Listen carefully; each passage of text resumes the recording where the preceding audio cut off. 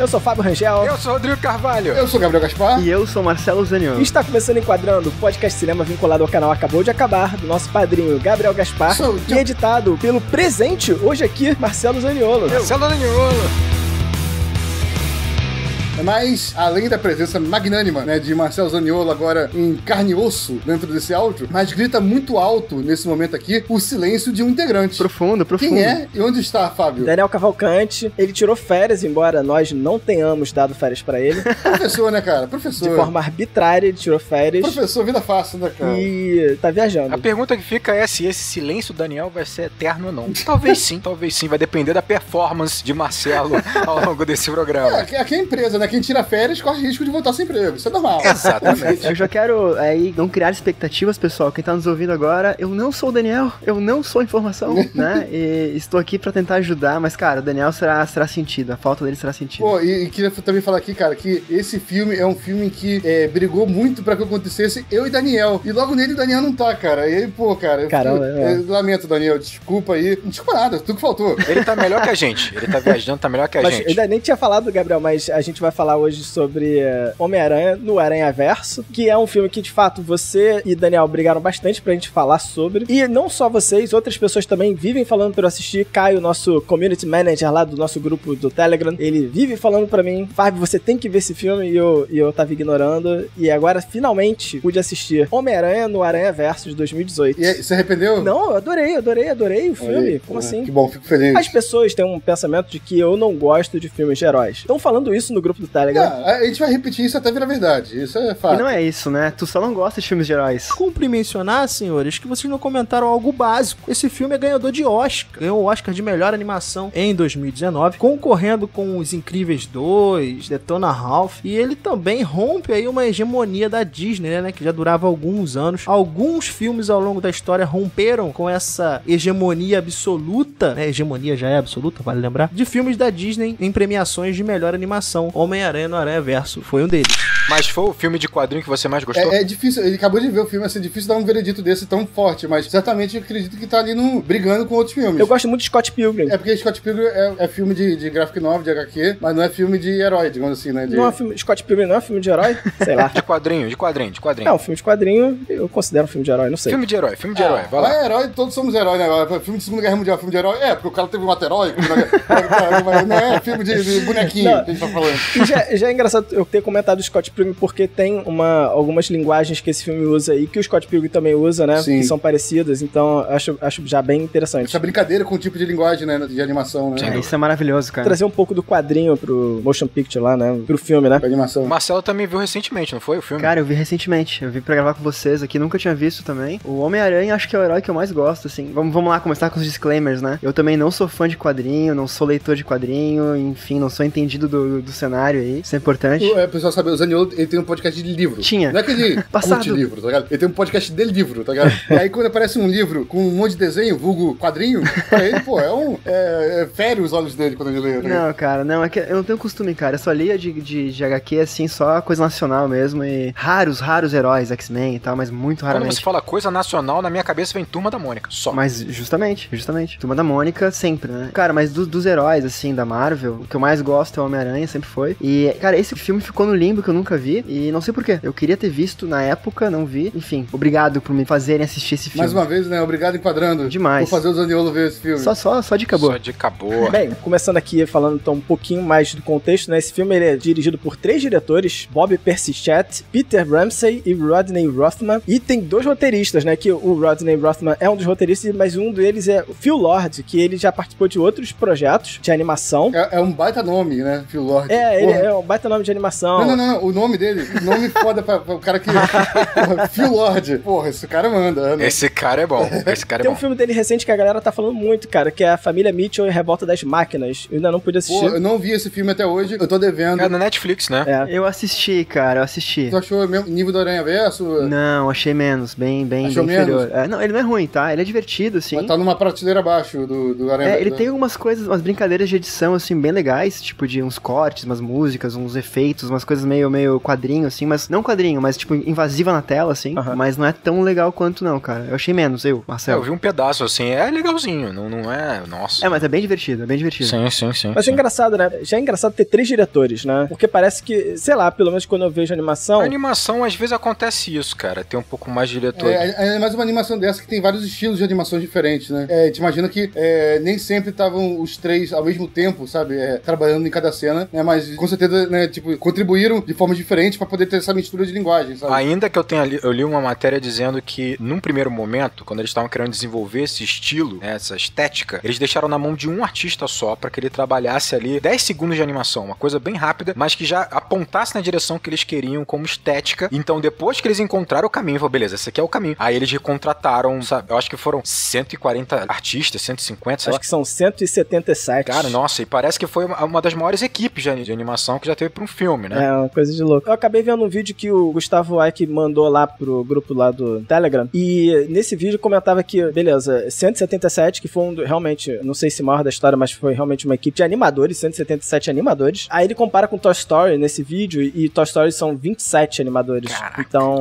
isso aí já fica bem interessante, porque você olha, existe uma diferença muito grande, né? Um nível de complexidade a mais, né, cara? Até o nível de diversidade de animação a mais, exige esse tipo de aumento de equipe, tá ligado? Não, e lembrando que você tem ali a animação 3D, em que você tem um trabalho de pós-produção, que você adiciona uma camada 2D pra dar um efeito, né, uma ideia de impresso. E essa camada 2D é manual, sabe? Tipo, é o cara pegando lá o frame e desenhando em cima do frame, sabe? Então, realmente...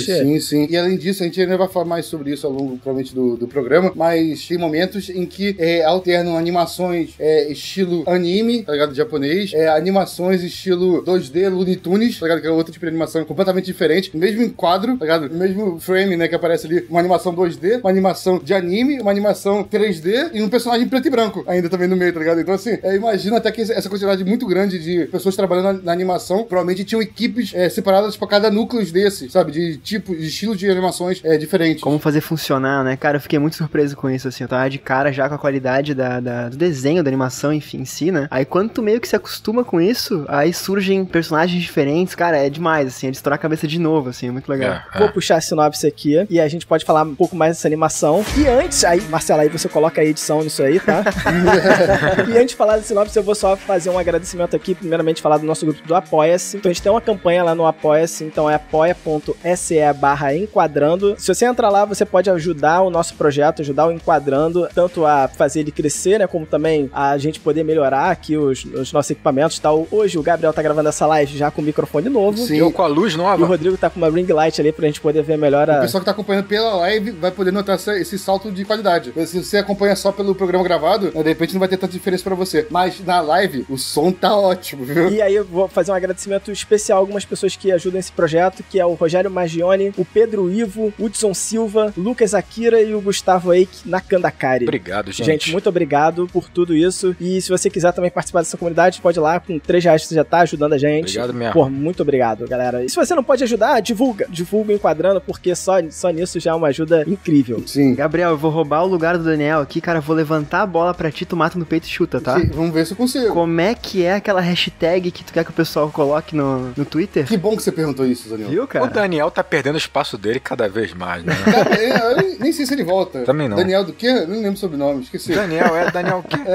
Mas enfim, eu vou fazer tipo debate político. Muito obrigado por essa pergunta, Marcelo Daniolo. Queria aproveitar realmente aqui no início do programa, fazer uma pergunta pra você que tá ouvindo, uma forma de interação também com vocês, uma forma da gente saber como vocês consomem o Enquadrando, que é o seguinte, tá ouvindo a gente aqui? Para o que você tá fazendo, beleza? Pega seu celular e tira uma foto da sua frente, uma foto do que você está fazendo nesse momento. Ah, tô dirigindo, para de dirigir no meio da rua e tira, tô pilotando um avião, para o avião, para. Não precisa frear assim loucamente, espera o sinal vermelho. Não faça isso.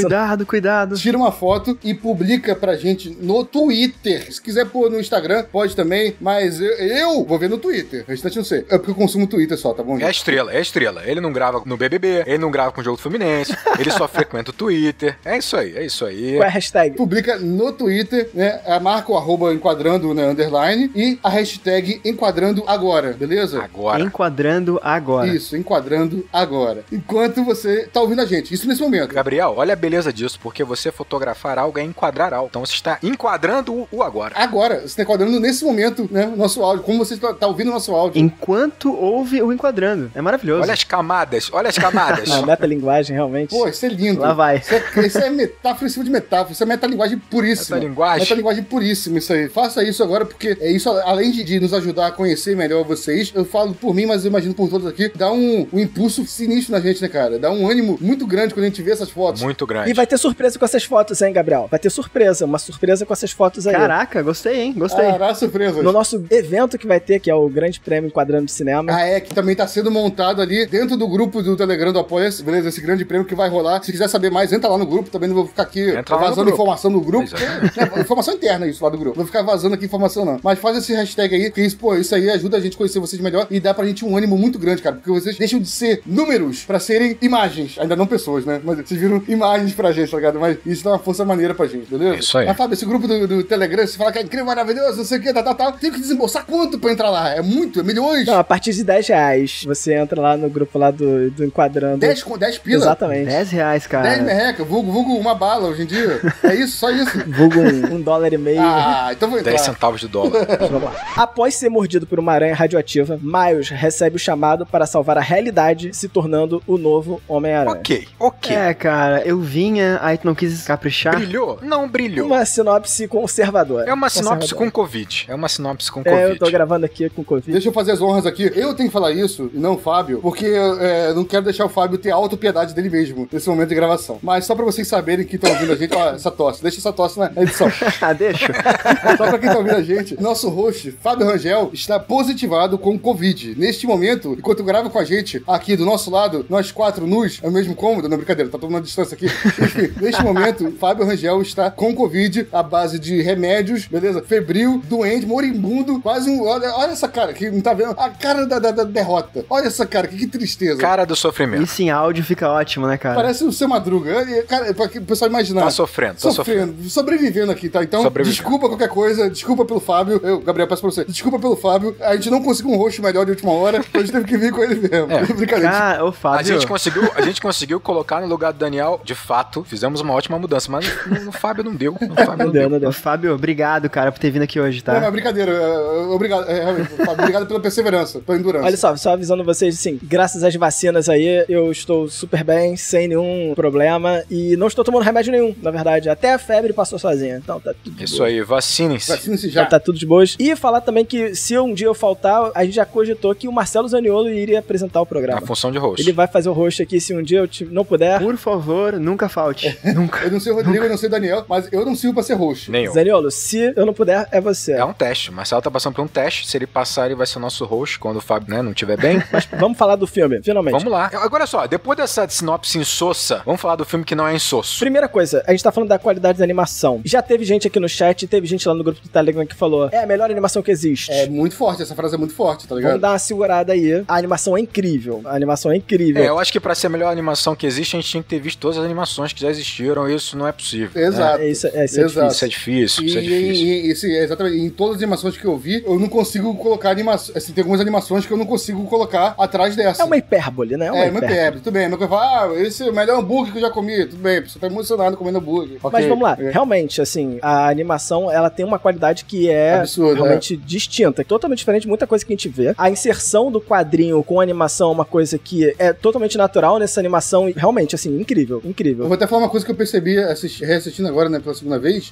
Cara, enfim, todo mundo sabe, né, o personagem principal, né, o Miles Morales, ele é picado pela aranha e tal. E aí, mas só depois que ele é picado pela aranha, que começa a aparecer em tela aqueles quadrinhos com texto escrito como se fosse aqueles letreiros. As caixas de texto. As caixas de texto como se estivesse lendo um quadrinho. Isso tudo só surge no filme após a picada dele pela aranha, sabe? Porque antes disso, ele não é um herói, ele não é um herói de quadrinho, sabe? Ele é só um cara normal. Assim como só surge uma revista dele quando ele de fato vira o Homem-Aranha e domina os poderes dele, no finalzinho lá que aparece a revista. Exato, é demais. exato. O filme brinca com essa linguagem, né? Ele fala com a gente por meio de animação, mas ele só vira um quadrinho de herói, de fato, né? Usando a linguagem de HQ propriamente dito, a partir do momento que o filme começa a virar um filme de herói, de origem de herói. Quem pode falar muito bem de animação é o Rodrigo. O Rodrigo é o mais próximo aqui que a gente tem de alguém que... Próximo. Não significa que eu esteja ali tão grudado, mas é uma animação incrível, isso é indiscutível. Esteticamente ela é muito surpreendente, ela é muito poderosa, mas eu acho complicado, se a gente for falar por importância, ela tem sua importância, talvez ela esteja inaugurando um tipo de animação onde tem essa influência do quadrinho mais presente, mais dinâmica e tal, mais moderna. Ela coloca coloca esse estilo do hip hop mais solto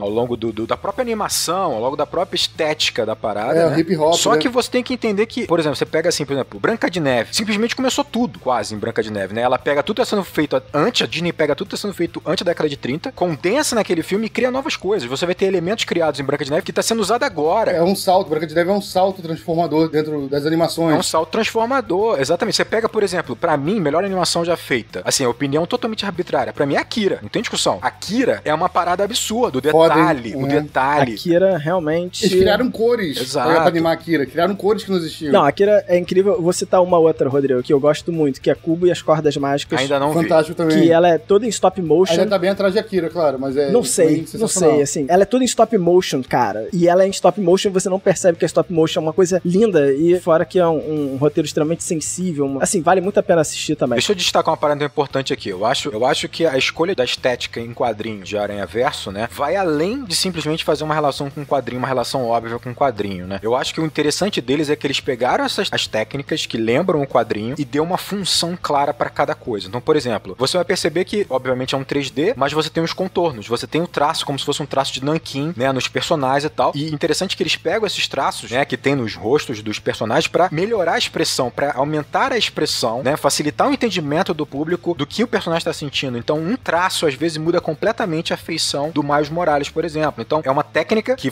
lembra o quadrinho, né, a arte finalização em nanquim, mas que também é usada como uma ferramenta dentro do filme. Sim, no final ele converte, né, de quadrinho pra audiovisual, né, pra algo animado, não estático. Exatamente. Por exemplo, a rachura é muito presente, né? A rachura, que é como fosse um módulo, um padrão gráfico que eles usam no quadrinho, né? Às vezes são várias bolinhas, vários quadradinhos, vários pontinhos. Eles usam muito aqui e tem uma parada bem interessante. Eles não queriam usar nada desfocado, como se fosse uma câmera desfocada do fundo, porque eles queriam, a ideia que eles querem é que você possa pegar um frame e você possa imprimir, como se fosse uma impressão, como se fosse uma ilustração. Sim, isso, sim. de fato, isso acontece. E de fato isso acontece, né? Se você parar qualquer pausa, parece um frame de um quadrinho. Exatamente. Não, isso que o Rodrigo falou é interessante. Se fosse um filme live action, se a gente estivesse filmando e a gente quisesse, de repente, colocar o foco da atenção em algum ponto ali de profundidade, normalmente deixaria o fundo embaçado, algo do tipo. Desfocado. Como se uma animação, eles têm, de repente, até a liberdade de nem fazer fundo. O fundo ser uma parede toda roxa. E é isso. E fazer só o desenho da frente. Não, então, mas o que eles fazem? Eles usam a rachura pra criar esse fundo desfocado, sem tantos detalhes, né? Exatamente. Vazio, esse fundo vazio. E a sujeira também, né, Rodrigo? Sim, porque sim. quando você pinta no quadrinho, né, vaza um pouquinho de tinta e tal, de um limite pro outro. Cara, aquela cena do Miles fazendo grafite com o tio dele é linda, cara. Cara, isso é espetacular. É muito bonita, assim, vários riscos e várias cores e forma uma imagem muito bonita, assim. Sim, Ela sim. resume bem pra mim o que vocês estão falando de contorno, de ranhura, de sujeira, assim, eu acho muito massa aquela cena. Não, quando você mostra, ele mostra muito a cidade, né, e linda, Nova York tá linda, e você tem o fundo, você percebe que a rachura não só emula o desfoque da câmera, como também facilita o processo de criação, porque você vai desenhar menos coisas no fundo, você vai usar mais rachuras. Então, olha como é que eles vão usando esses elementos. Por exemplo, eles usam, como o Gabriel falou, as caixas de diálogo, né, as balões de diálogos e as caixas de texto. Eles usam pra reforçar, às vezes, alguma informação, pra reforçar alguma emoção, né, não só traz a atmosfera, mas serve como uma clara ferramenta pra comunicação, né? É isso que eu acho interessante, Rodrigo, porque, assim, de fato, assim, reforça essa atmosfera que o Gabriel falou, beleza, traz esse conceito do quadrinho pra cá, mas eles usam, não é simplesmente por usar, sabe? Eles transformam isso numa ferramenta, tem uma função. Tem uma função. Tá movendo a narrativa pra frente, né? Exatamente. Tem uma função narrativa, exatamente. Cara, e por diversos momentos no filme, quando eu achei que de repente eu poderia ficar em dúvida sobre alguma coisa, vem isso e funciona de forma prática, sabe, no filme. Deixa a coisa clara. Por exemplo, uma parada que eles fazem muito, que é, por exemplo, o sensor aranha, eles usam como se fosse, né, essa animação 2D, esses traços ficam por cima. Então, você tem aquela, né, aqueles bagulhinhos na cabeça, o cenário fica em 2D, as cores mais chapadas, então você percebe que ali rolou um perigo, eles sentiram. Mas eles usam isso também pra destacar, às vezes, um movimento, uma cena que é importante. Então, por exemplo, quando o Miles, ele passa por um caminhão que ele é quase atropelado, por um segundo você tem ali a imagem, ela não fica estática, mas ela é destacada por uma coloração chapada, como se fosse de quadrinho, mas aquilo chama atenção pra postura que ele tá naquele momento, pro movimento que ele fez naquele momento, né? Então, assim, eles conseguem, às vezes, trocar. O 3D muda pra uma coisa muito mais chapada dos quadrinhos ou do grafite pra destacar uma imagem, pra ficar aquela imagem presa na nossa mente, da beleza daquela imagem, do frame. Parece uma impressão. Eles fazem uma impressão. Só que o engraçado é, quadrinho, teoricamente, é uma coisa que tenta emular o dinamismo, tenta emular a velocidade, né? Porque, óbvio, é fixo. São quadros fixos, pintados, desenhados no papel. Mas eles conseguiram pegar essa estética do quadrinho e dar esse dinamismo, essa velocidade, essa quantidade de estímulo e de informação, sem ficar confuso, e sendo realmente incrível, cara. Eu queria até falar um pouco mais sobre essa questão do grafite, né, cara? Porque assim, um ponto... Todo mundo aqui é fã do Homem-Aranha, né? Todos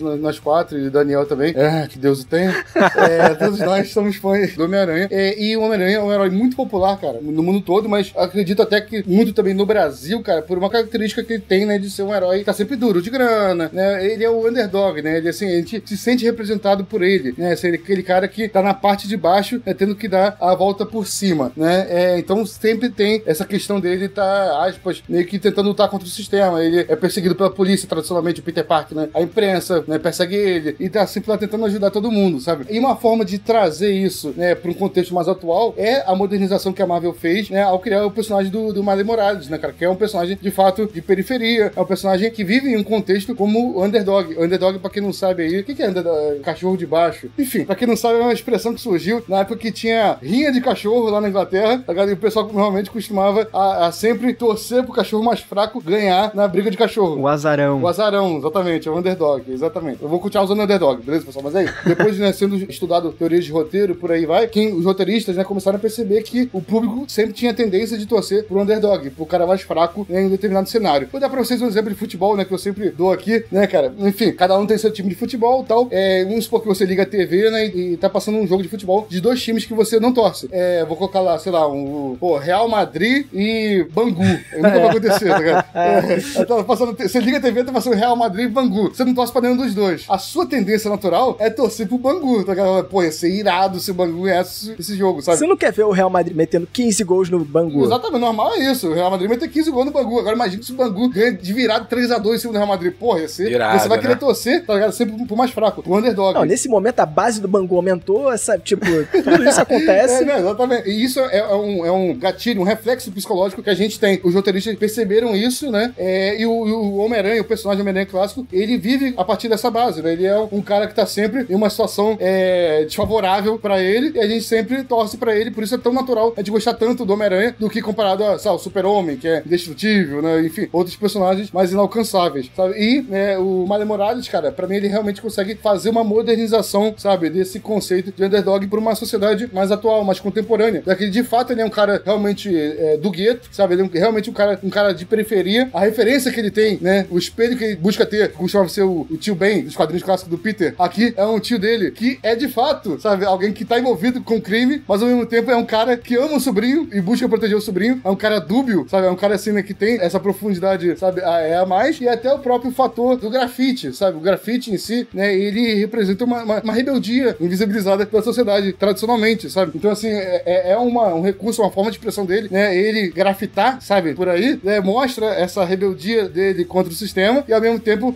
mostra que ele tá abaixo, tá no corre ali, né? Pra quem não sabe, o próprio grafite, cara, ele surgiu como uma forma, o pessoal às vezes não gosta muito, fala, pô, vandalismo, não sei o que e tal, mas o grafismo, ele surgiu como uma forma de incomodar os bairros mais ricos, sabe? Falando assim, né? Tipo, pô, vocês não olham pra gente, então a gente vai levar, né, a nossa comunidade até o bairro de vocês, sabe? A gente vai levar até a sua parede, né, da sua casa aí, como a gente vive, já que vocês não enxergam a gente. Então, o grafite surgiu como esse ato de rebeldia. Então, é absolutamente coerente, extremamente coerente o Miles Morales ter esse traço nele, e a animação absorve isso também, né? Como o Rodrigo tava falando, né? Que ele absorve traços de animação 2D do quadrinho, várias vezes ele absorve traços, uma estética de grafite, sabe? Pra passar a mensagem. E não é só isso, né, cara? Tem os adesivos que ele cola também em tudo que é lugar, nas placas, nas paredes e tal. E tem uma cena que eu acho fantástica nesse sentido de, sabe, não é desconstrução. Talvez seja desconstrução do personagem do Homem-Aranha e a construção do Morales, né? Que eu não conhecia ele até eu ver o filme e tal.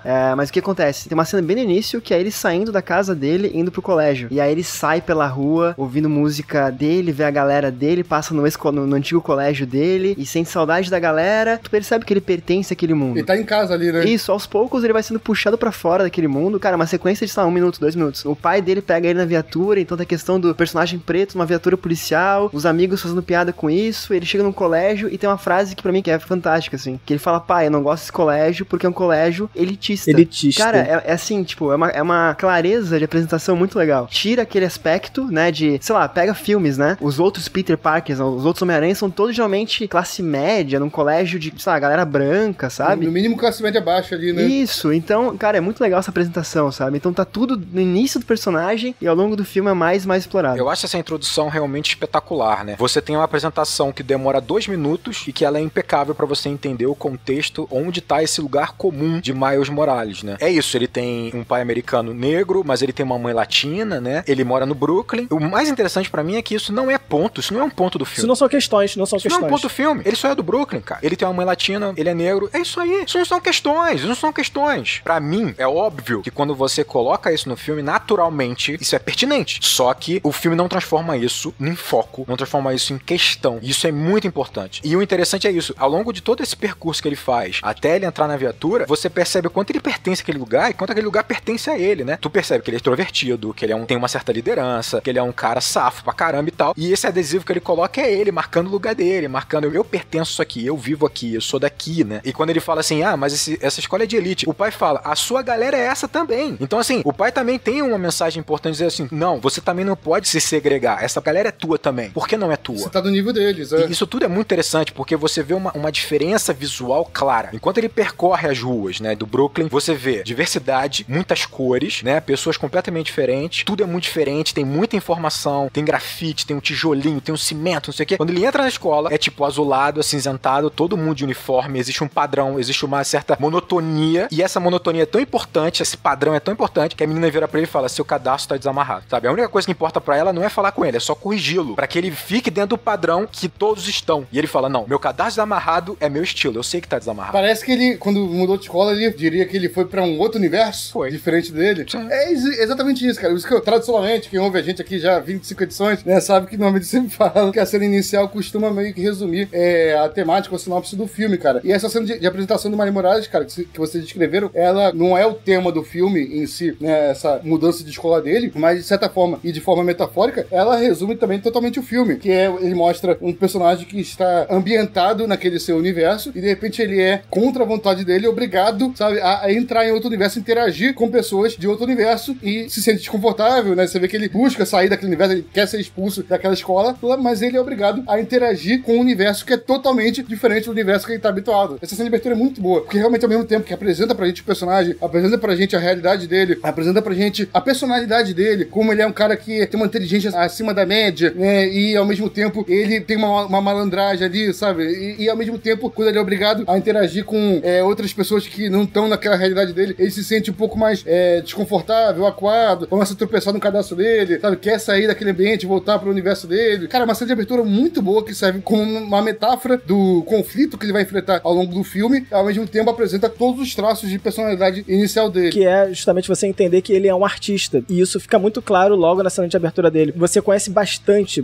do Miles Morales nessa cena de abertura, com pequenos detalhes. A música que ele ouve, a arte que ele faz, sabe? Então você vê o trabalho dele. Ele tá atrasado, ele bota tudo na mochila, sai correndo. Ele tá atrasado. Não, essa introdução ela é espetacular. Primeiro, ela apresenta a música dele, que é a Sunflower, que é aquela música que representa a casa, o lugar, o familiar pra ele, onde ele se sente tranquilo. Lá na frente você vai ver que no momento que ele tem que ficar tranquilo, ele canta essa música, essa cena é espetacular, a gente vai falar dela mais pra frente. É demais. Mas eu acho que, pra mim, quando ele fica grudando os adesivos, né, e o Gabriel até falou, ele se sente confortável, é tudo familiar lá, não só isso, né, como ele tem destaque lá, né, tipo assim, ele tem destaque com a galera, né, as pessoas cumprimentam ele, mas eu acho que quando ele gruda os adesivos e tal, ele tá gerando como se fosse um ato de representatividade dele, tipo assim, eu sou isso aqui, eu estou aqui, eu sou isso, porque ele é um adolescente que tá tentando se entender, tá tentando se encontrar, então pra ele é aquilo, ele é aquele lugar, ele é aquela música que ele ouve, ele é aquele grafite que ele faz, por isso que ele tem tanta identificação com o tio, porque o tio permite que ele seja mais rebelde, permite que ele faça a arte dele, permite ele se expressar, e ele acha que ele tem muito do tio, o que ele vai perceber é que ele tem também do tio, mas ele também tem do pai, ele é muito mais do que isso, ele é muito mais do que um lugar, ele é muito mais do que um grafite, ele é muito mais do que simplesmente a arte dele, ele é muito mais isso que ele vai encontrar, só que no primeiro momento como adolescente, ele vai se identificando com o que ele pode, então com o que tá ao redor dele, então ele não concebe a ideia de sair daquele lugar, daquela escola, porque é como se ele estivesse deixando ele pra trás, nessa escola eu não sou nada, nessa escola eu não sou nada. É como se ele estivesse tendo que esconder o eu dele de verdade, né? Nem usá-lo, né? Cara, eu não quero puxar muita pauta pra frente, mas só pra fazer um link que eu acho necessário agora, é muito legal que ele se encontra ao longo do filme, né, ele descobre, ele se vê pertencente a um mundo maior do que ele se via no início do filme, da animação, só que mesmo assim ele não perde a essência dele, cara. Tem uma coisa que eu gosto muito, que é ele, Homem-Aranha, com o uniforme final dele, ainda vestindo o capuz. Exato. Por cima do uniforme, sabe? É uma forma de, tipo, eu sou eu mesmo, sigo sendo eu, saca? E pintado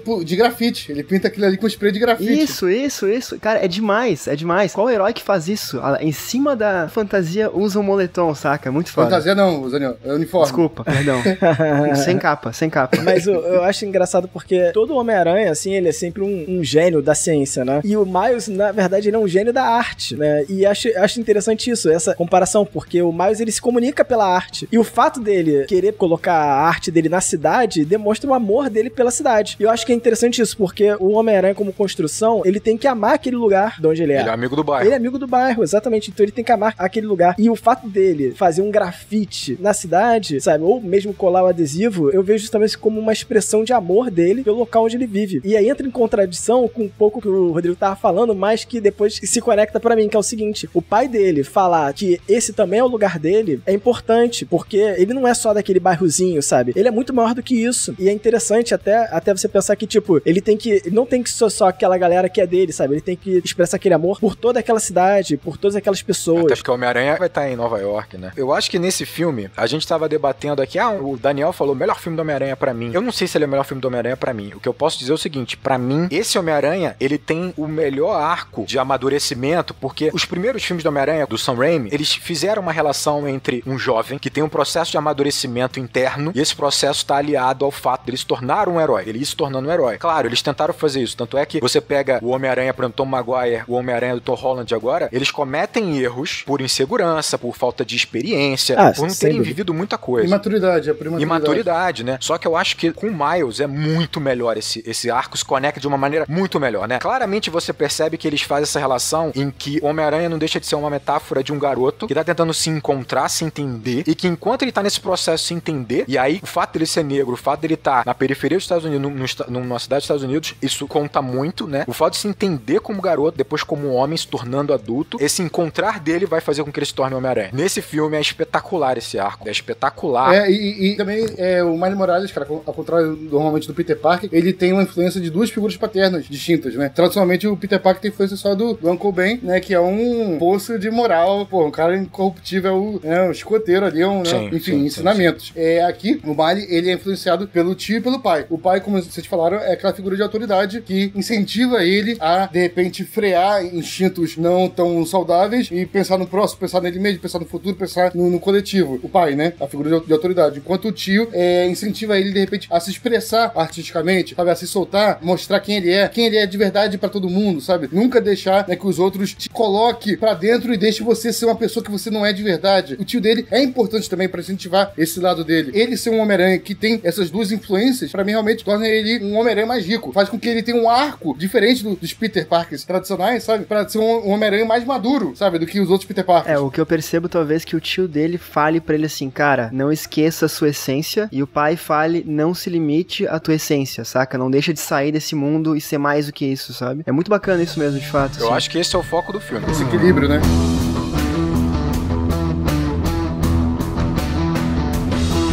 Eu terminei de ver Aranhaverso e me veio uma sensação clara de que Aranhaverso, ele é a fórmula Marvel usada de forma perfeita. Melhor do que próprios filmes da Marvel. Perfeito. Tipo, incrível, assim. Digo, mas não só a fórmula Marvel, como se você reparar Ipsiliteris, ele é a jornada do herói clássica, classicona, tá ligado? Claro, a jornada do herói clássica. Extremamente bem feito e extremamente camuflado. Deixa eu ser um pouco mais claro aqui. Não só em cima da jornada do herói, onde que você tem o arco do Miles é muito bem feito, o arco do entendimento do que é ser Homem-Aranha é muito bem feito, mas eu acho que o ponto maior aqui, porque a fórmula Marvel hoje tem a ver com a fórmula do herói, com a jornada do herói, você coloca o seu protagonista num lugar comum, né? Ele vai ter a sua vida bagunçada e tal, né? Normalmente o vilão tem uma relação com ele, né? O antagonista tem uma relação com ele, ele vai se descobrir como herói e você vai ter no final uma grande ação, uma grande cena de ação, né? Gigantesca ali, maravilhosa. E vai intercalar o humor com o drama sempre. Exato, só que a Marvel ele trabalha momentos de humor com um drama apimentado, né? Temperado ao longo de todo o filme. Esse filme, ele mexe o drama com o humor com a mesma capacidade, com a mesma potencialidade e é maravilhoso. Eu ri pra caramba com o filme, assim como eu fiquei emocionado com o filme diversas vezes, cara. Tipo, ele tem a fórmula Marvel perfeito. É uma escola para Marvel. Só que o filme é da Sony. Aprende Marvel. Só que o filme é da Sony, realmente. Mas, cara, eu acho legal falar um pouco dessa jornada do herói. Eu acho que vale ilustrar algumas coisas aqui, que pelo menos é pra ficar claro, assim. Com esse filme, né? Tá bom, então, jornada do herói. Explicando aqui de forma bem rápida, a jornada do herói em si, cara, ela foi trabalhada pelo Joseph Campbell, né, cara? Assim, eu não vou falar que ele ele criou, que na verdade, segundo ele mesmo, né, ele observou várias histórias, vários mitos. Ele identificou. Exatamente, ele codificou Padrões. esse padrão, esses códigos, né, e aí escreveu esse livro, né, o Herói de Mil Faces, em que ele propõe, né, dentro de uma estrutura narrativa, 12 etapas da história que um herói tradicionalmente passa e que costuma atingir, né, as emoções do público, de quem tá acompanhando a história daquele herói, né, então ele fez meio que uma espécie de um livro passo a passo. Depois esse livro passo a passo foi trabalhado por um outro cara que era um roteirista da Disney, sabe, que transformou isso em uma caderneta, em um manual, sabe, que foi distribuído, né, nos anos 50 ali mais ou menos, pros roteiristas da Disney, sabe, vamos fazer o roteiro, faz em cima dessa caderneta aqui. E uma das pessoas que posteriormente tiveram acesso a essa caderneta da Disney foi o próprio George Lucas, que trabalhou todo o Star Wars, que é um dos grandes mitos fundadores do cinema pipoca, do cinema pipocão, do cinema blockbuster. Foi todo trabalhado em cima dessa caderneta, que foi em cima desse livro do Herói de Mil Faces, Joseph Campbell, que foi em cima, né, de todas as observações dele de mitos e mitologias antigas e clássicas, sabe, que moveram a humanidade, né, por aí. E aí colocou 12 fases. A primeira fase é o mundo comum. O mundo comum, status quo cotidiano, exatamente. Isso é apresentado como a gente falou. Esse mundo comum nós acabamos de falar. O mundo comum é onde o herói se encontra no primeiro momento. É onde ele se sente familiar. Exato. Eu gosto de uma descrição que diz o seguinte: é onde a vida dele está em equilíbrio, ainda que a vida dele possa ser uma grande confusão. É onde ele reconhece a vida dele, é um ambiente que ele é familiar. O dia a dia dele. Né? Onde ele tem uma rotina, é o dia a dia dele, exatamente. É um ambiente comum, é um mundo comum. Exato, como a gente falou aqui, provavelmente é aquele ambiente ali da periferia onde ele fica colando os selos dele, onde ele se sente em casa à vontade, né? A segunda fase é o chamado para a aventura, né? Que eu vejo aqui o momento propriamente da picada. Pelo menos pra mim aqui é o momento. Eu vejo na hora que, na verdade, que o Peter Parker fala pra ele, você precisa pegar isso aqui... E dar o pendrive pra ele, eu também acho. Dá o pendrive pra ele. Tô com o Fábio. É porque eu acho que a gente precisa entender uma coisa. O chamado aventura, ele não é necessariamente o ponto de virada. Porque o ponto de virada do cinema, que pode ser chamado de incidente, incitante, ele é de fato quando ele leva a picada. Ele nunca mais vai ser o mesmo. Aí são pontos de virada. O Miles Morales nunca mais vai ser o mesmo depois que ele leva a picada, ainda que ele não tivesse encontrado o Peter. O Homem-Aranha, a vida dele mudou completamente, quer ele queira ou não. Agora, o chamado aventura nesse filme é claro. O Peter obriga ele a resolver o problema do pendrive. Concordo com vocês, concordo perfeito. É o momento que ele chama pra aventura. Por favor, Miley, faça isso pra mim. Ok. Faça isso. Perfeito, faça concordo. Isso. Tem uma nuance nesse Homem-Aranha, cara, que mexe muito comigo, que é essa questão dele ser fã do Peter Parker, ele admirar o cara, mas assim que ele tem os poderes, ou que ele é picado pela aranha, ele acha que ele não é capaz de ser um Homem-Aranha, saca? Calma. Claro. Não pule isso, porque a gente viu que a segunda fase é essa, o chamado da aventura. Peter fala pra ele, Miley, por favor, faça essa aventura pra mim. Né, o chamado, né, bem claro, realmente. E a terceira fase é essa que você falou aí, Marcelo. A recusa. Do chamado. Que é quando ele recebe, né, já tá com os poderes, né, do Homem-Aranha, recebeu o chamado da aventura, e ele fala, pô, não sou capaz, acho que não rola, acho que não consigo fazer isso. Não dá. Não sou capaz. Ele chega a quebrar o pendrive.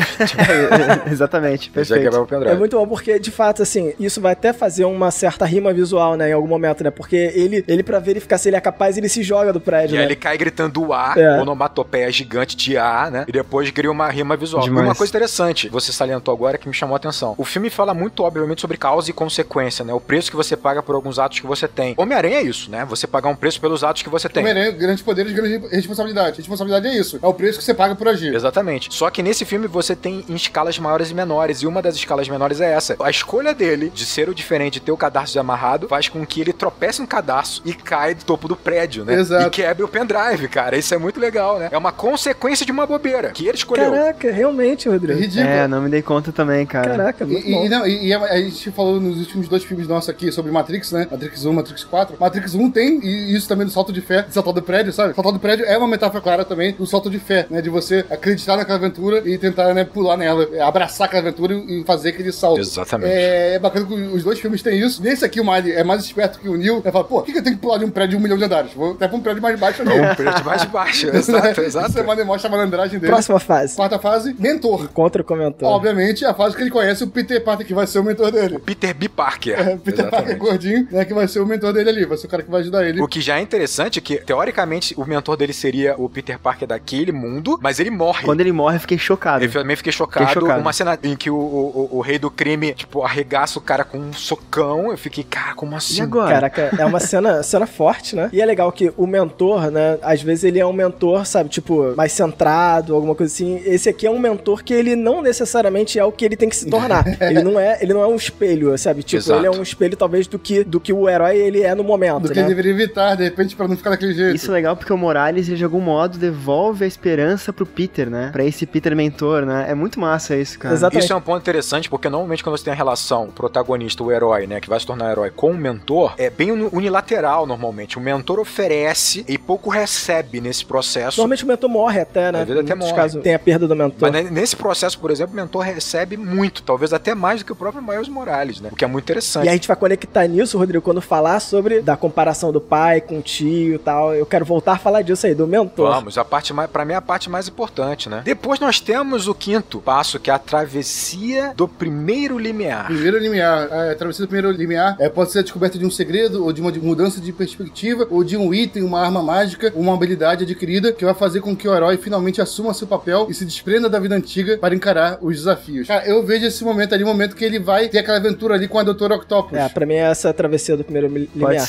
Pode ser, que ele fica invisível e age. Pela primeira vez ele se coloca como agora, tudo bem, eu sou um herói, ok, vou tentar, isso. Sabe, tipo, e pra mim é isso, ele vai no laboratório com o Peter Parker tentar pegar o computador da Dra. Octopus. Viver essa aventura e vai descobrindo novas habilidades dele mesmo, né? Exatamente. E é a partir daí que você vai ter, ao passo 6, que você tem as provas, que já tem os primeiros desafios ali, em que ele vai ver que o Peter, ele tá entrando numa situação que pode ser mais complicada, porque o rei do crime acabou de aparecer, então ele tá com um cagaço, ele tá desesperado, mas ele fala, não, eu não vou deixar... Ele sabe que o rei do crime matou o Homem-Aranha, que ele se espelhou a vida inteira, que tem como herói. Exatamente. Então ele decide entrar naquela situação, atravessar o limiar, é físico, ele sai de uma situação onde ele tá escondido, em segurança, ele atravessa o limiar para o perigo, não só pra enfrentar as provas, né, mas aí ele vai começar a ter os inimigos e aliados. O inimigo você tem ali a Octopus. A sexta fase. Inimigos e aliados. Testes, aliados, inimigos. Exatamente. A gente vai conhecer todo mundo. Exatamente. E vai conhecer a Gwen, né? A Gwen vai aparecer como Gwen nesse momento. Ele já conheceu a Gwen antes, né? Que é Gwen. E a Gwen aparece realmente como Gwen, como uma mulher-aranha, né? Uma menina-aranha, mulher-aranha. É uma entrada formidável, né, cara? A dela. Cara, eu acho interessante como ela tem um figurino... É irado o figurino dela. Uniforme. E ela tem aquela sapatilha meio de bailarina. Ela tem uma delicadeza. A animação dela, quando ela pousa, quando ela aterrissa no galho, é suave, precisa, né? Enquanto que do Miles ainda tá muito atabalhoada, tá muito confusa. Exatamente. Muito cru, muito grosseiro aí. Eu acho muito legal quando ele se joga, ele tá começando a se jogar pela teia, ele fica girando no eixo da teia. Perdidão, né, cara? A gente geraria no eixo da Óbvio teia, que sim, saca? óbvio que Óbvio, sim. né, cara? É um detalhe da animação que é espetacular, Esse né? momento aí, testes, aliados, inimigos, é o momento realmente ali que o herói, ele começa a ter contato ali, sabe, com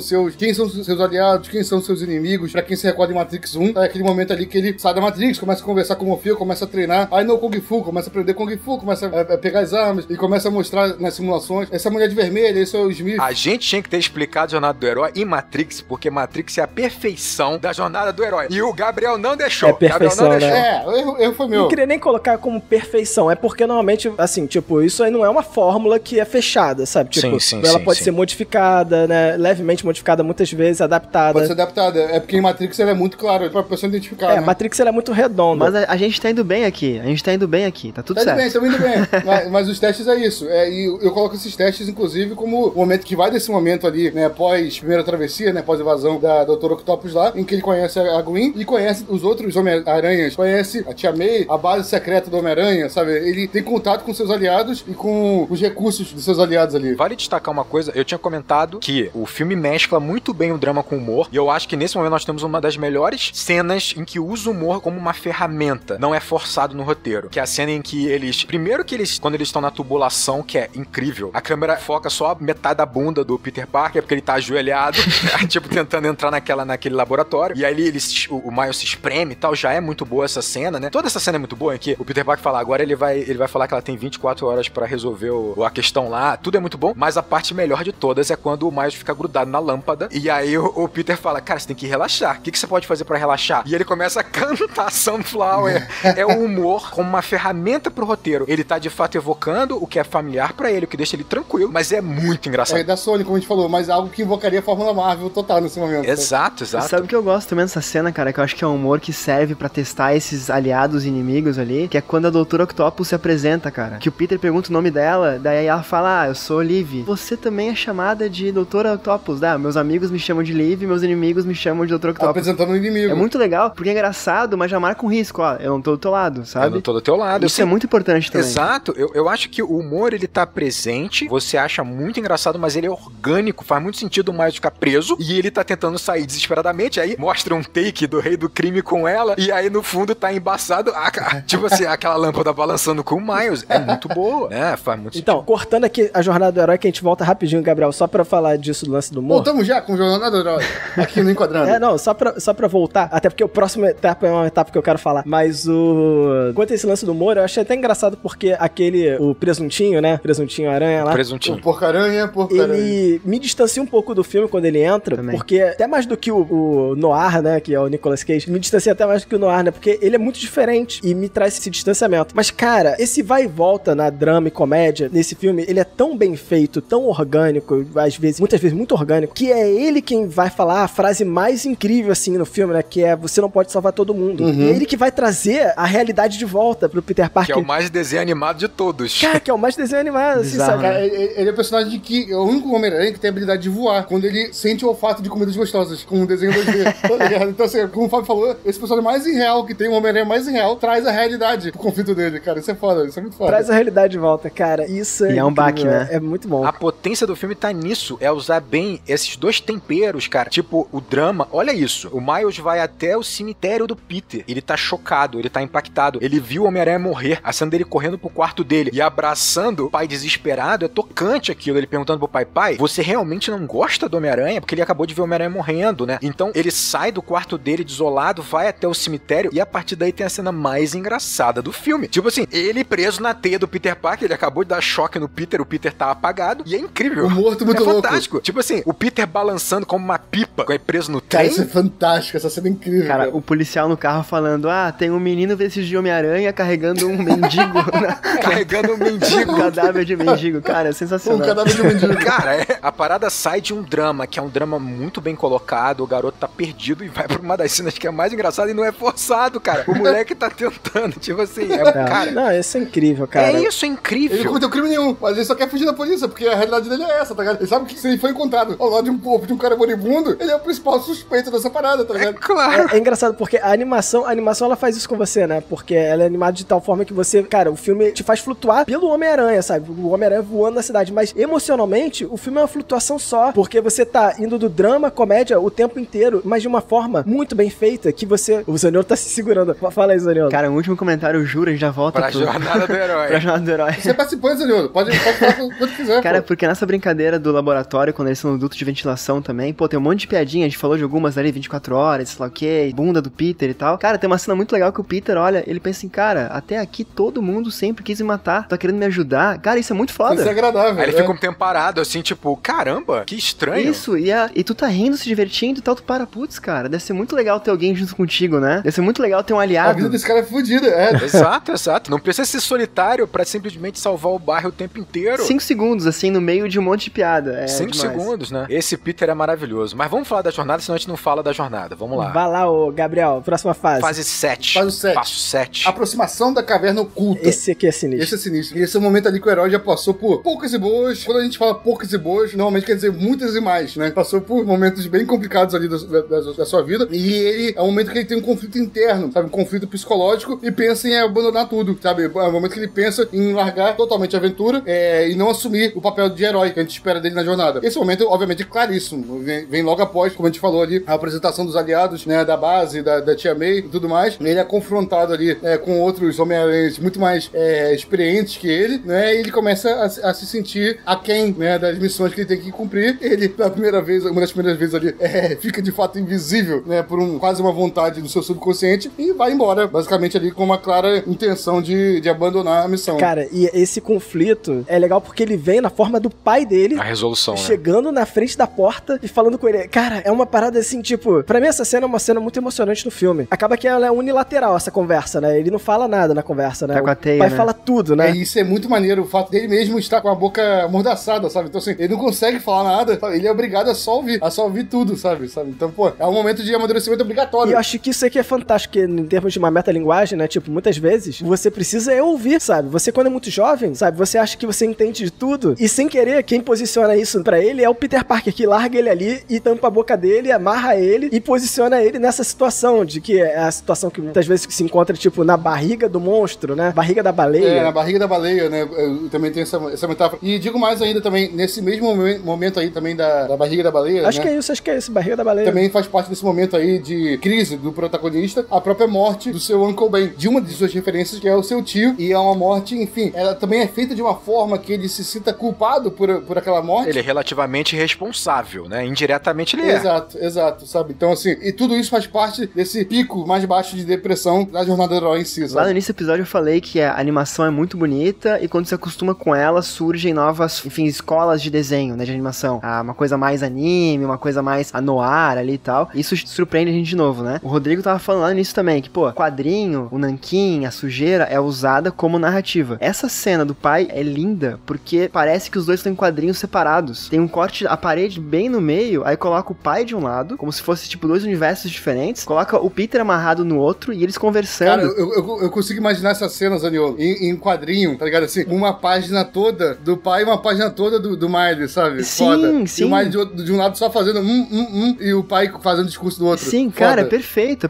Sim, Só que assim, isso é possível em algum momento do filme quando a gente tá habituado a essa linguagem de contar a história. Porque se fosse no início, cara, tu nem ia reparar. Se fosse um filme que não tem quadrinho, não tem nada de, sei lá, isso deve ter acontecido em vários filmes, já filmes de verdade, com atores e tal, e não tem esse peso, né? É muito bonito isso, cara. E vai além. E eu vou entrar no que eu quero mais falar sobre esse filme, que é sobre essa figura de mentor, essa figura do pai, essa figura de masculinidade no filme. O que você acabou de falar não deixa de ser ele é um espelho do que foi uma cena lá atrás. Lá atrás, o Miles está dentro da viatura com o pai e você percebe claramente que ele está sendo obrigado pelo pai. Óbvio, o pai tem a melhor das intenções, só que o pai é um cara duro, é um cara fechado, é um cara que está determinando algo pro Miles, né? E o Miles se sente de fato preterido, se sente diminuído, né? E o mais interessante dessa cena é que ele sai e o pai, no desespero de não saber como se conectar com o filho, de não saber como se comunicar com o filho, ele dá uma cartada final pra se comunicar com ele, pra interagir com ele, pra trocar com ele, que é, eu te amo. Só que o garoto, tipo assim, você me ama, essa frase não significa nada pro moleque que tá ali se sentindo totalmente preterido por ele, tá sendo atropelado pelo pai, por essa loucura do pai de querer determinar a vida dele. Então, ele sai, quando ele sai, o pai, olha a piada e o drama maravilhoso, é uma piada muito engraçada que ele usa o rádio pra falar,